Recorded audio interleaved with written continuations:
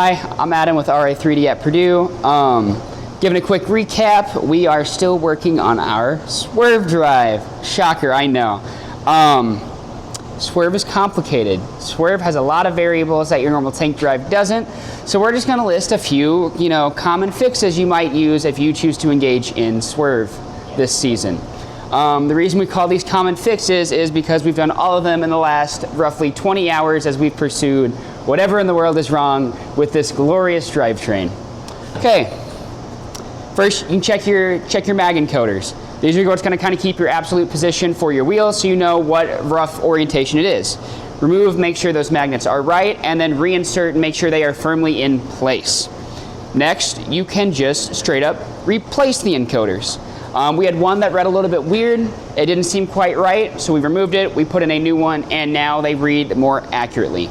That is just simply a hardware, failure point, where if you keep looking for a code fix or you look for another thing, you're never going to find it because it's straight up just a broken part.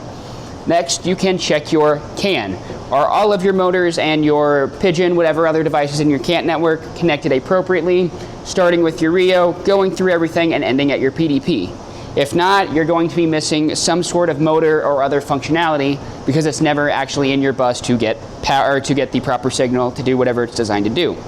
Next, over on the edge of our PDP, you have your terminating resistor. You can try replacing that to see if maybe there is some sort of issue with that. We actually ended up taking the shrink wrap off of ours, measuring the resistance to make sure it was about the 120 ohms it was supposed to be, and then put it back on. We also tried running without, as I do believe the PDP has some form of internal terminating resistor, although it's usually good to have a second one just in case. That was not really helpful for us, didn't really fix anything overall. Next, really simple fix. Honestly, it should probably be your first fix whenever you encounter any robot issue. Power cycle it. Turn it off, let it sit for a few, turn it back on. Maybe, something just acted a little weird, there's a weird voltage spike, whatever else, and that oftentimes will fix a lot of silly one-off issues. Next, go through each of your motors, everything on your CAN bus, and check all the CAN IDs. Not only that they are what they're supposed to be, but you never accidentally overlapped. For example, you don't have two CAN IDs 4s, because now they're both going to act kind of weird, and they're not going to do what is intended for each individual application. After that, follow your CAN wires again, because you might have made sure everything's connected, but is it connected right? Is everything going yellow to yellow, green to green? If at some point you switch that in the middle, stuff's not gonna go well. As with most of these, if it's wrong, stuff doesn't go well. Crazy, right? When you do stuff right, it goes right. When you do stuff wrong, it goes wrong. Next, you can check your power connectivity. Are all of your motors, are all of your motors firmly connected to your motor controllers? Are all of your motor controllers firmly connected to your PDP? Is your Rio firmly connected to the PDP? The VRM firmly connected to the PDP, and the radio to your VRM or radio power module, whichever you choose to use. Things like this that maybe you're looking for this other challenge down the road or this other problem when really you just didn't plug your spark max in all the way, and so it's not actually getting the power it needs to run. Let's see, next on the list. Just start removing components, next one you go down, check your spark max lights or your other motor controller lights. So for example, if it's trying to hold its position in brake mode, the light is purple, right? Purple, that sounds right? Or is it blue? Blue is brake. Blue is brake, my bad, blue. And if it's trying to if it's in a coast mode where you should be able to freely spin the motor, such as this while it's turned off, it should be purple. If you're trying to power it one way and you expect it to be moving that way, the light should be green if it's going forward and red if it's going in reverse.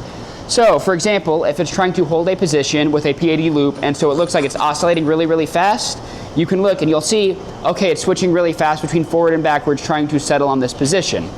If it looks like it's actually sitting where it's supposed to and it's not really moving, your light should be blue because it's in brake mode. Things like that. And if those lights are wrong, maybe your motor's in the wrong mode or there's some other issue, or maybe it's actually giving you an error code lighting so you can see that it's having a CAN error or some other error that you need to swap parts for. Next, remove components one by one. A Swerve drive has at a minimum 8 motors with 8 motor controllers with a mess of a quick CAN network very often And usually you've also got a NavX or Pigeon or some sort of gyroscope shoved in there too. There is a lot of components, there is a lot of space for things to go wrong. Oh, sorry, then you have the 4 mag encoders as well. If one of your encoders is weird, it's never going to find the right position, it's going to look like it's just never going to get to the right angle. If one of your spark maxes is weird, your motor maybe never goes to the right angle. If one of your motors is weird, maybe it doesn't turn at all. So on and so forth. Replace them all bit by bit or remove them all bit by bit to see if there is a certain thing causing a problem. For example, right now we believe there might be a spark max or a motor that's weird. Generally, I believe Rev recommends if you replace either component, you replace both together as a set. So we're currently wiring in a new spark max and a new motor to our steer for one of our Swerve modules. I believe this is our front left one, our back left one. Front right. Front right, sure. Front right, because it never seems to really stop and it just kind of free spins in this really weird way. So we're gonna see if maybe there's just some sort of issue there that a brand new component doesn't have whatever that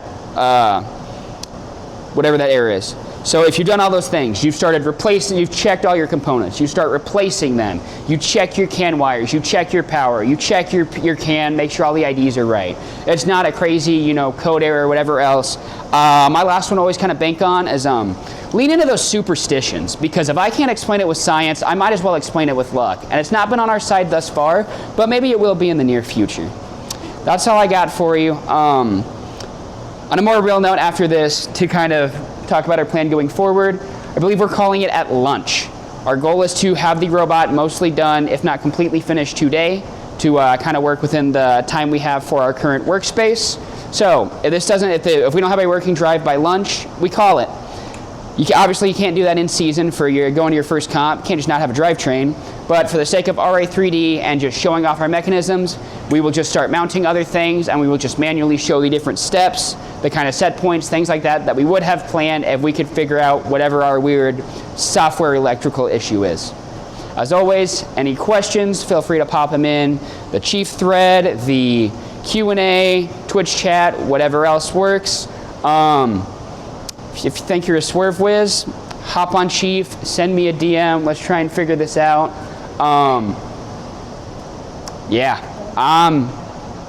got like no clue, honestly. What, the CAD?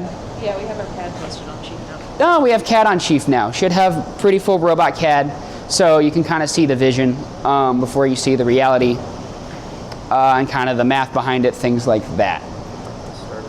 I think that's all. Thank you. Spaghetti.